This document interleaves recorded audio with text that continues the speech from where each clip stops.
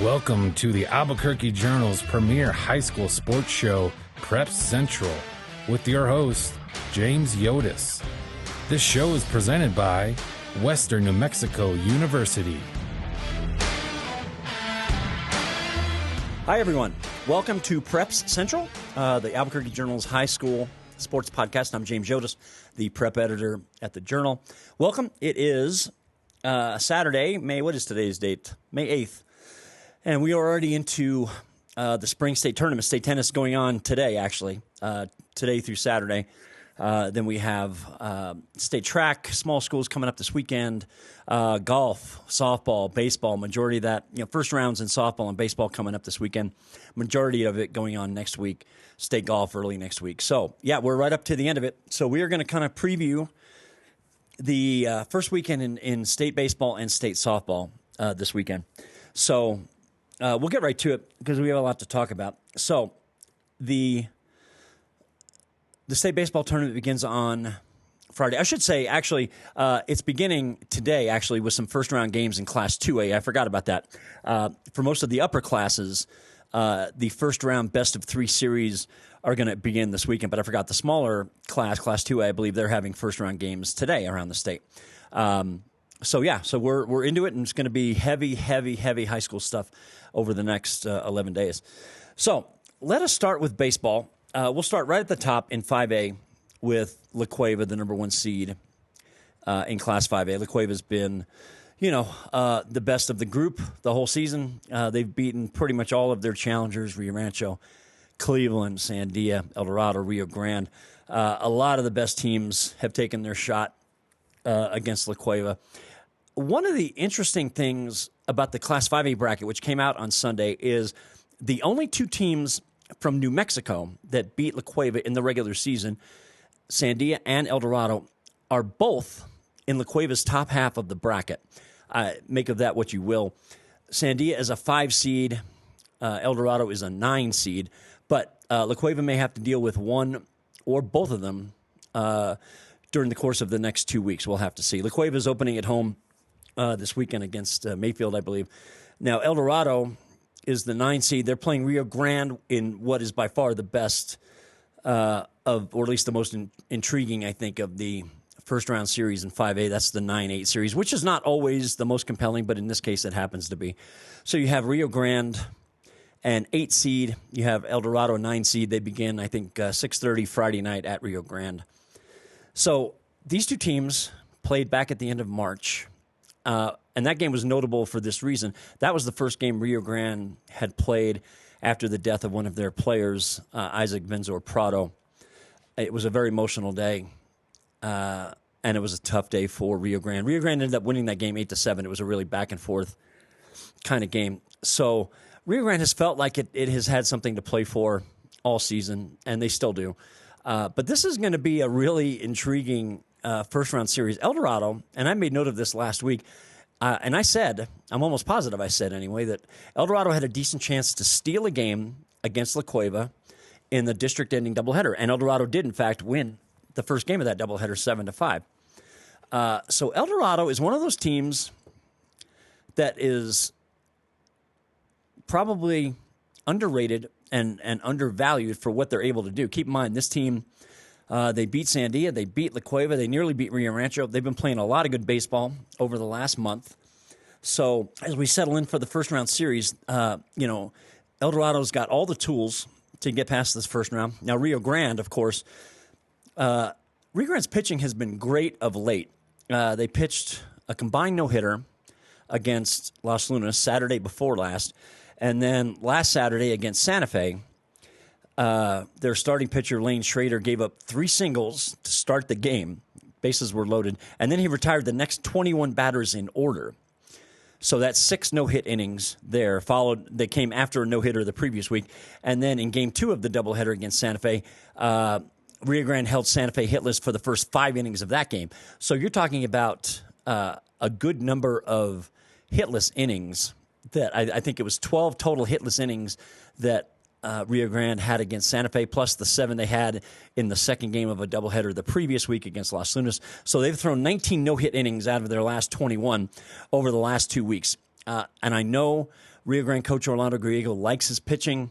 He feels like they have got the arms to make some noise. I know Rio Grande was hoping for like a 6 or a 7 seed to be away from La Cueva, to be in the bottom half of the bracket. That didn't happen. Rio Grande got an 8. Was it too low? I don't know. That's not really for me to say. We had some close criteria between Sandia, the 5 seed, Volcano Vista, the 6 seed, Carlsbad, the 7 seed, Rio Grande, the 8 seed, and it just kind of worked out that that's the way they fell. It went Sandia 5, Volcano 6, Carlsbad 7, Rio Grande 8. So Rio Grande probably felt it was seated a line or two too low. It is what it is. Rio Grande's going to have to deal with El Dorado first. Even if they get past El Dorado, they're almost certain to face La Cueva in the quarterfinals. So Rio Grande's path is going to be extremely difficult. I think Orlando Griego, their coach, fancies his team as a major underdog and a team that is not given enough credit. They've had a good regular season, but now he has a chance.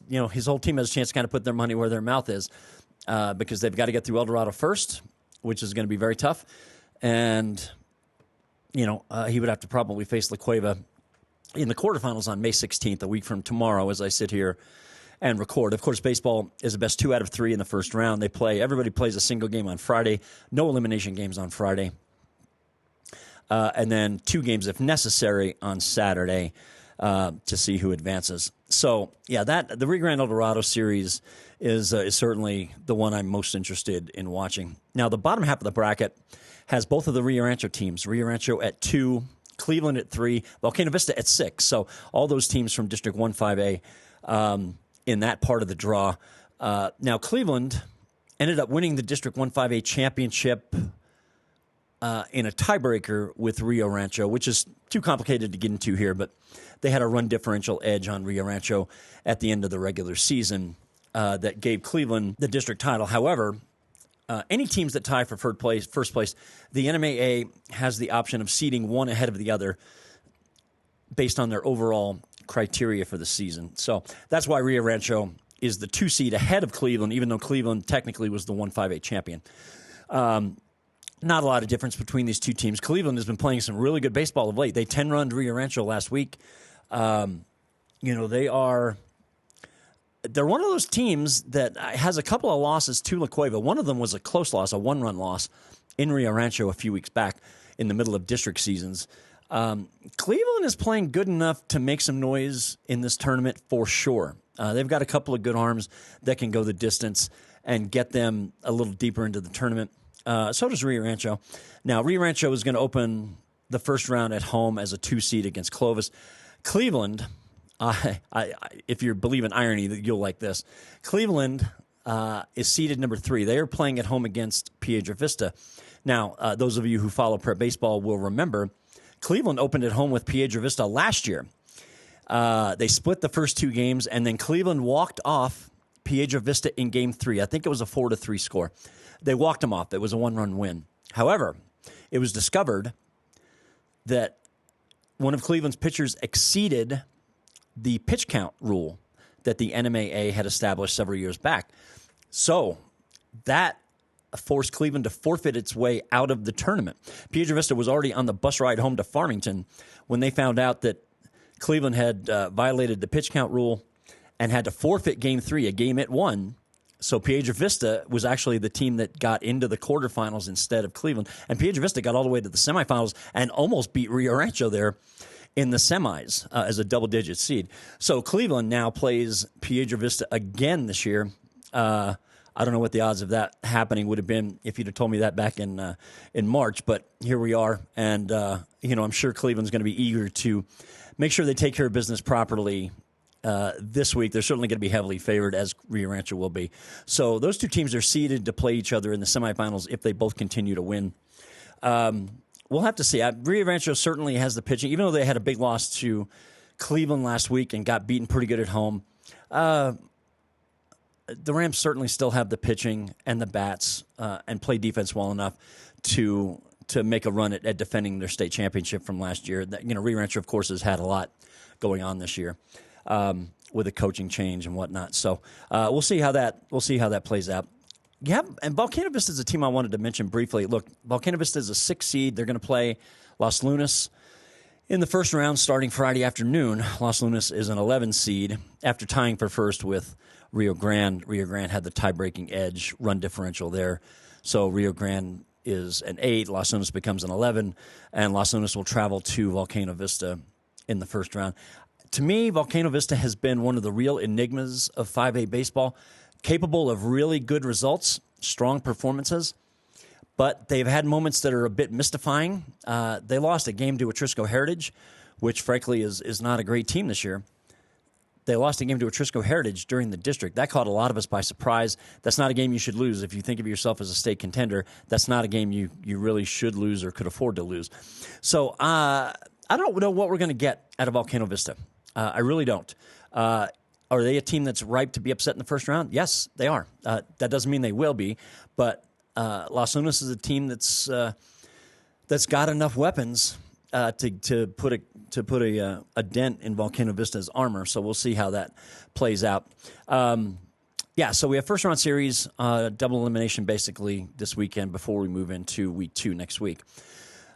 As we jump into Class 4A, Goddard is the number 1 seed. Goddard's had a great season.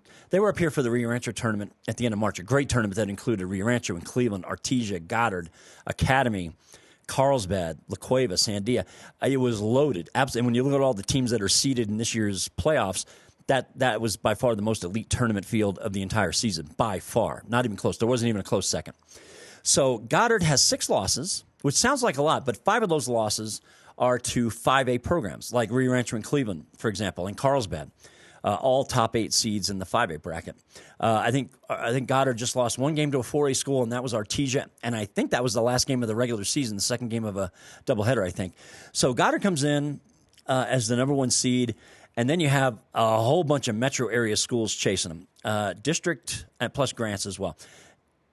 From District 5, you have the 2, 3, and 4 seeds in this bracket are all from the same district. That would be Grants at the number 2. Grants was the number 1 seed at state last year. Grants won District 5. They're the number 2 seed. Belen is the number 3 seed. And defending state champion St. Pius is the 4 seed.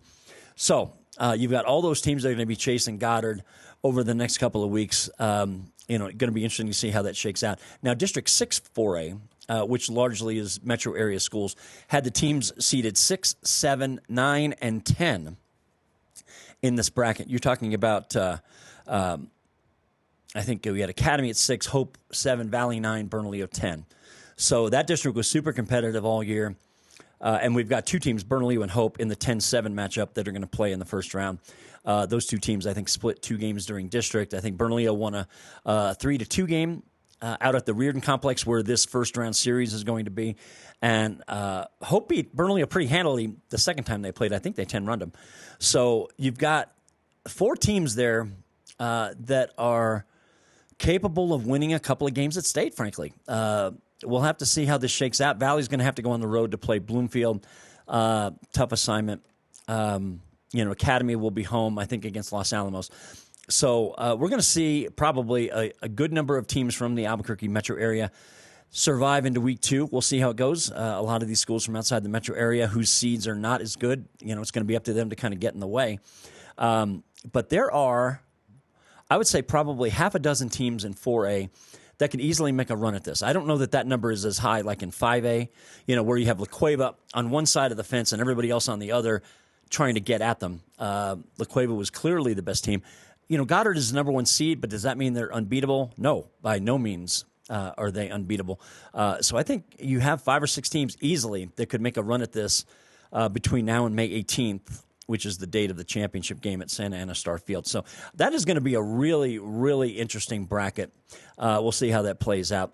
I wanted to make a quick mention of Class 3A, Cobre, the number 1 seed. I still remember the first state baseball tournament I ever covered for the Journal was March of 1985. This is like barely a year after I graduated high school, and Cobre won the state championship. I think it was 3A back then too, up at I think it was at St. Michael's that year. This was back in the day when different cities and different schools could bid to host state tournaments, and so frequently the state tournament would go to different sites, like the 3A state baseball tournament back in the day. I hate using that term. Back in the day, it makes me sound so old. The 3A baseball tournament used to be it would move around. I covered it. I think one year in Deming. I covered it in Bloomfield. Covered it in Santa Fe. I covered it in a lot of different places. So it would rotate around quite a bit over the years before the NMAA eventually centralized everything. But Cobre had a great regular season. The Indians are seeded number 1. East Mountain, from here in the metro area, is seeded number 2. And you'll remember the Timberwolves made the state semifinals in 3A last year as a double-digit seed. So they really made a good run at things last year. They had a terrific regular season. They had a big doubleheader sweep over New Mexico Military Institute. I think it was last weekend, to win that very competitive district that also includes Ruidoso and Sandia Prep. And I make note of that because Ruidoso and Sandia Prep were the two teams that played in the 3A state championship baseball game last year. And Sandia Prep got Ruidoso in the finals. Now, Sandia Prep and Ruidoso, who are in the same district, as I just noted, are playing each other again this year in the first round. But in Ruidoso, Sandia Prep is an 11. Young team, they struggled a bit, and now they're going to have to go on the road and play Ruidoso, a 6 seed in that best-of-3 series starting on Friday. Now, Class 3A is a little different from 4A and 5A. Class 3A only has 12 teams. So the top 4 seeds, including Cobre and East Mountain and Nimi, I believe, and St. Michael's, the top 4 seeds, get a bye into the quarterfinals on May 16th here in Albuquerque. So the other 8 teams are going to have best-of-3 series. Now, 4A and 5A, it's a 16-team bracket, 8 series. Class 3A has 4 series this weekend. 4 winners will advance to the quarterfinals next week. So there's a whole lot of baseball going on this week, and, of course, everybody will be down here in Albuquerque next week for week 2 of the state baseball tournament. And of course, we'll have an extensive chat about that next week. Education and training at Western New Mexico University is accessible from every corner of the land of enchantment, providing limitless opportunities toward success for more than a century. And now, through the New Mexico Opportunity Scholarship, tuition and fees are covered for anyone looking to start or start over. Along with free tuition, books are always included for every WNMU student. Assuring your only worry is how far you can actually go. Lift off toward your future and endless potential at WNMU today. Okay, let's switch gears. Let's move into softball. The first weekend of state softball begins this weekend as it does with baseball. Softball does things exactly opposite of baseball. Baseball has the best 2 out of 3 in the upper classes in the first weekend, then single elimination in week 2. Softball goes single elimination this weekend, and then double elim next week. This is what the coaches wanted, and this is what we have. And we'll talk about some of the matchups and brackets in a minute. But before we do that, it's important that we mention a girl from West Las Vegas named Malia Satate, who was an 8th grader for the Dons. Last night, Tuesday night, she broke New Mexico's single-season home run record. She hit her 21st home run of the season. It was a solo shot in the 3rd inning of Game 2 of a doubleheader at Robertson, their crosstown rival. So she now has 21 home runs on the season, and that is the new state record. The old record was 20, and it only lasted a year. Jalen Montez from Cibola hit 20 last year, so her record only lasted 12 months. And I had a chance to visit with Malia last night after her game. She was very excited. She said she did feel some pressure to hit that 21st home run. She had 3 cracks at it. They'd had road games down here in Albuquerque last week against Sandia and Albuquerque Academy, and then, of course, the first game of the doubleheader last night, Tuesday night, against Robertson. So she said she'd been thinking about it, and she said there had been some pressure to hit it. And, of course, that's only natural. She's an 8th grader. She's only 14. So all the congratulations go out to her for getting that 21st home run. And she still has at least several games left. They still have 2 games. The 3A regular season goes on an extra week longer than 4A and 5A. Because they don't have a first round of the state tournament. They only do quarterfinals, semifinals, championship game. So the 3A schedule and the 1A, 2A combined schedule goes on a little bit later. So they're still playing regular season games this week in those classifications, and those brackets will be out this coming Sunday. The 4A and 5A brackets are already out because their first round begins this week. But congratulations to Satate, an 8th grader. She goes to West Las Vegas Middle School. Her story is very much like that of Gianna Raymer, a girl who's not technically even walking the halls of the high school she is playing for. But What a fantastic record. I mean, to do this as an 8th grader is, of course, the big element here. Jalen Montez was a senior when she broke the state record. And, of course, she's doing it. To be fair, she's doing it against much tougher competition at the 5A level. But that does not diminish one bit what this West Las Vegas girl has done to hit 21 home runs so far as an 8th grader. I got a chance to watch her a little bit against Academy last week. She does not look like an 8th grader physically. She's strong. She pitches. She's a catcher. She clearly looks like a varsity player and looks like she belongs. She plays going to be playing club ball for an outfit out of Tennessee this coming off season. So she is every bit the legit power hitter. So all congratulations to her for breaking the state record. We always like to celebrate those here. Now, in the meantime, we've got state brackets to talk about. We're going to start in 5A. Alamogordo, Jeff Grammer School. I'm going to mention Jeff Grammer School. I know he'll love that. They are the number 1 seed. I got a chance to watch Alamogordo in that doubleheader they played against La Cueva at the end of March. A doubleheader that took 3 days to complete because of weather. Alamogordo kind of stole game 1. They had no business winning game 1. Alamogordo stole game 1. La Cueva came back and won game 2. Those are the top 2 seeds in 5A. Alamogordo, then La Cueva, then Centennial. I would say any one of these 3 teams is certainly capable of winning it. Of course, we've talked about this before. Sydney Lessentine is Alamogordo's number 1 pitcher. She's going to Texas A&M.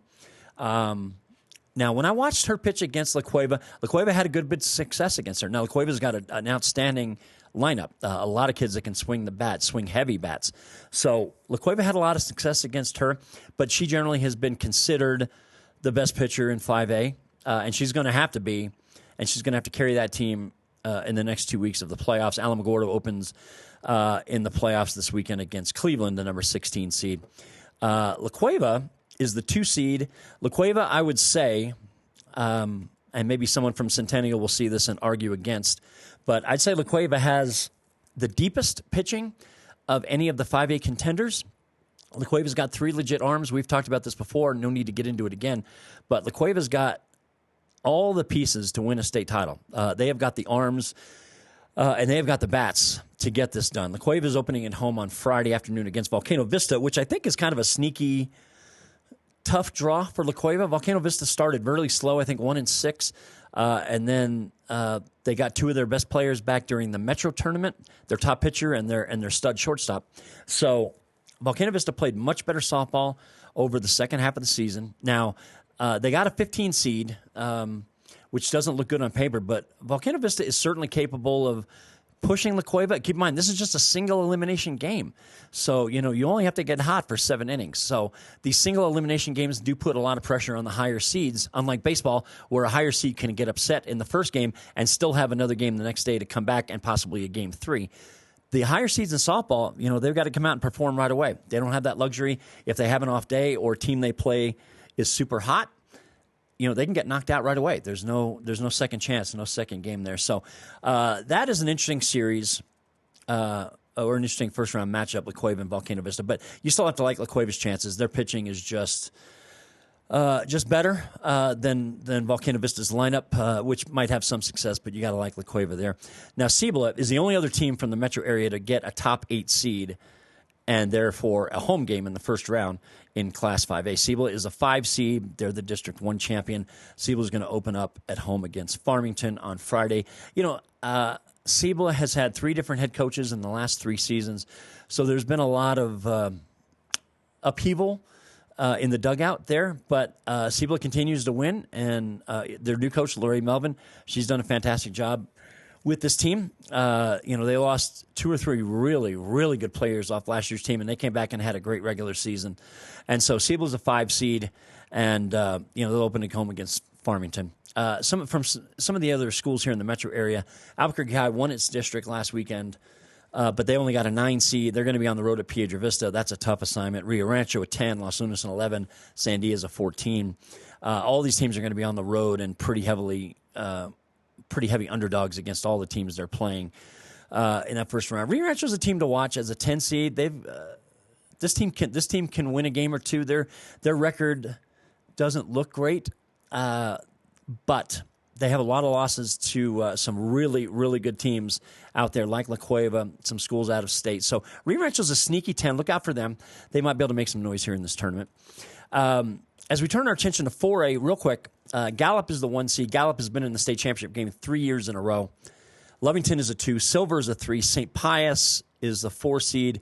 As a quick side note, we had a really rare occurrence last week. St. Pius and Belen's softball teams tied for first in their district. They both beat each other by 7 runs during district play, and they 10-runned everybody else in the district. That's Valencia, Grants, and Highland. So their run differential was exactly the same, both head-to-head and against the rest of the district. The next tiebreaker after that is coin flip. And so for one of the very, very rare occasions, Belen and St. Pius did a coin flip on Saturday. St. Pius, I believe, called the toss and won. I don't know if they called heads or tails. They called the coin. They won the toss. That is why St. Pius is the higher seed here, although their resume might have been a little better than Belen's anyway. But St. Pius gets credit for being the district champion officially there. So St. Pius is a 4 seed. Sartans have some great weapons and certainly have the potential to make some noise over the next 2 weeks. Bernalillo is a 6 seed. Bernalillo has had some success at state. Their coach, Marissa Valencia, I know she has a ton of confidence in this team. I believe they open at home against Goddard in the first round. So Bernalillo is one of those teams to watch. They're kind of flying under the radar. I think between St. Pius, the 4 seed, and Bernalillo, the 6, I believe Artesia is the 5 seed. So, the road is tough for any team from the metro area. Look, softball is the one sport more than any other sport where teams from outside the metro area dominate. We very rarely these days have a team from Albuquerque or Rio Rancho or any of the surrounding communities get into a state championship game. This sport has been dominated by the communities outside the state, whether we're talking about the Four Corners, the Southeast, south toward Las Cruces. You're talking about towns like Artesia and Silver, Gallup in 4A, as we mentioned. The smaller towns have dominated in softball in every classification over the last few years. I mean, pretty much since the pandemic, maybe even a little bit before that. So these teams from the metro area are going to have to find something Herculean. La Cueva has the best chance, I think, to break through and get into a state championship game with their personnel. But the rest of these classes are owned by teams outside of the metro area, which is, to be honest, is kind of nice. Even though I work for the Albuquerque Journal, I like that we have a sport like this where it's really not the Albuquerque schools that are running the show, which seems to be the case in so many other sports, like basketball or baseball, for example. Football now with the upper class, with schools like La Cueva and Cleveland. So, really nice to see that happening. So these metro area schools are going to have to come up with something really special over the next 2 weeks if they want to get a blue trophy. So we'll see how that plays out. The second round of state for 5A and 4A, most of it will be up at Cleveland High School, and then championship games here in Albuquerque at UNM on the 17th and the 18th. 4A and 5A are on Saturday, May 18th. I believe 3A and the 1A, 2A games are on Friday, May 17th. So we'll be of course on top of all that over the next 2 weeks. Okay, let's kind of wrap things up. We're going to talk a little bit about the other 3 sports going on over the next 2 weeks. State tennis, as I mentioned, going on today as we speak, Wednesday, May 8th. State singles and doubles going on today and Thursday. Out at the Jerry Klein Complex. I'll be out there on Thursday to watch championship matches. The team portion of the competition begins Friday and runs Friday and Saturday. You've got La Cueva seeded number 1 in boys and girls in 5A, and Albuquerque Academy seeded number 1 in 1A through 4A boys and girls. And, of course, the Academy boys have been the most unbelievable dynasty in New Mexico prep sports, bar none. They are going for their 21st, 21 in a row. That's what they're shooting for state championship-wise on Saturday. And honestly, they are just overwhelmingly favored to keep winning. There is no other school equipped to really beat them at this point. Academy is just a juggernaut as much as more dominant over their competition than any other school is in any gender, in any sport, in any season. You're talking about 20 straight state championships coming into this week. And, of course, there was no state championship competition in 2020 because of the pandemic. So their streak started in 2003, and they've won every year except for the pandemic year when the entire spring basically was canceled by the pandemic. So we'll see how that plays out. I will be out at the singles and doubles stuff on Thursday. So one of the interesting things that needs mentioning, Vivica Corley from El Dorado is the number 1 seed in 5A girls singles. Now, she is attempting to become the 4th sibling in her family to win a state singles title. Her twin sister, Bianca, won state last year. Bianca is playing doubles this week, not singles. Vivica is playing singles as the number 1 seed. Bianca has won state. And, of course, we've written about the other 2 sisters, the older sisters, Carmen and Ivana. They've all won state singles titles. Vivica attempting to become the 4th. Now, her road is not necessarily clear-cut. The number 2 seed is Cameron King from La Cueva. Cameron has already won 2 state individual singles titles herself, and Cameron just beat Vivica in straight sets pretty handily at the Metro Championships just a couple of weeks ago. So Cameron King is the number 2 seed, but she is well equipped to interrupt the Corley family's dominance among the singles bracket. So that's going to be really. I'm hoping those 2 play. They have 2 rounds on Wednesday. First round quarterfinals today, and then semifinals and championship matches are on Thursday. I'm hoping we get number 1 against number 2 here because I think that would be a fantastic final, especially given the family dynamic we're talking about with the Corleys, and then of course Cameron King already winning 2 state titles and having just whipped Vivica recently at Metro, so that could be kind of fun. Leo Roca from Albuquerque High is the top seed in boys 5A singles. Connor Dills of Academy is the number 1 seed for 4A, 1A through 4A boys singles. Dills beat Roca at the Metro Finals a couple of weeks ago at that same tournament, so they don't have to worry about playing each other here. So championship matches, if you're so inclined, I'm not sure when you'll see this, but championship matches will be roughly 2 o'clock on Thursday at the Jerry Klein Courts, which are Louisiana and I-40 on the south side of the freeway. So, and then, of course, the team stuff begins on Friday. State championship matches in the team will be on Saturday afternoon in 1A through 4A and also 5A. Moving on to state golf real quick. State golf is Monday and Tuesday, this upcoming Monday and Tuesday. 5A will be at Twin Warriors. 4A will be at Santa Ana Golf Course. And the 1A through 3A will be at Canyon Club up in the Northeast Heights, formerly Four Hills Country Club. So we'll be on all of those Monday and Tuesday. I'll, of course, be at the 5A competition. And then track and field, the last thing we want to talk about real quick. The small school state track and field meet runs Friday and Saturday at UNM. I will be out there both days. This is Class 1A, 2A, and 3A that are going to be competing Friday and Saturday. So we'll be all over that. I tell people this all the time. I'm not sure anybody believes me, and I'll say it again. Track and field is by far my favorite sport to cover at the Journal, more than football, more than basketball, more than baseball, which is what I played. I love covering state track and field. I love covering track and field, period. So I'm excited to be out there with the small schools on Friday and Saturday. The big schools, 4A and 5A, they're doing district meets this weekend, and then their state meet is May 17th and 18th. At UNM. I will not be out there for that in an official capacity since I'll be on state baseball next week, but I'll be out watching some of it here and there. So we've got 5 sports all coming to a head over the next 11 days. Tennis and golf, track and field 2 weekends, baseball, softball covering 2 weekends. So a lot going on. The Journal is going to be all over all of these sports over the next 2 weeks. Of course, we encourage you to read our paper. Our coverage is going to be better than anybody else's. That's just a plain fact. And if somebody wants to come at me with something different, you are more than welcome. You're not going to win that argument. So we're going to have people all over all of these sports over the next 2 weeks. I'll be spread out pretty thin, but it's a fun time. And so, we've got, as of today, 11 days of competition to go before we put a bow on the school year in terms of competition. In the meantime, thanks for joining me. We're going to do another podcast next Wednesday, which is the only quiet day next week between state golf and then track, baseball, and softball. We'll get into previewing week 2 of baseball and softball, and we'll recap some of the state tennis and golf as well. So you can find the podcast at abqjournal.com. You can find it on YouTube. You can find it on some other platforms as well. Same thing with Sean Ryder, our football beat writer, and, of course, Jeff Grammer's very popular Lobo podcasts. As always, we encourage you to read, hear, listen. We have the hardest working media group in the state, as far as I'm concerned, bar none.